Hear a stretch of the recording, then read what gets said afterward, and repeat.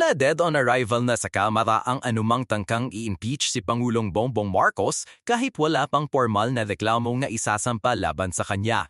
Inihayag na kasi ni House Deputy Speaker Ronaldo Puno na hindi susuportahan ng kanyang partido, ang National Unity Party, ang alinmang impeachment complaint na ihahain laban kay Marcos.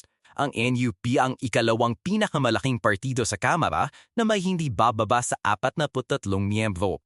We do not believe that any impeachment against President Marcos is going to prosper, and we are obviously not going to support that. Nauna nang sinabi ni House Deputy Minority Leader at Caloocan Congressman Edgar Erice na may mga nagbabalak umanong maghain ng impeachment complaint laban kay Marcos.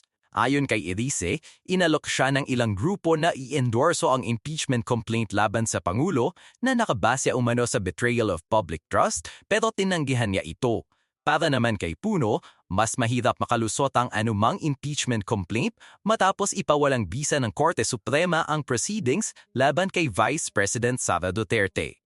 Sa tingin ko, yung biglaang pagpaakyat sa Senado ng impeachment with 130 votes, mahirap na gawin yan.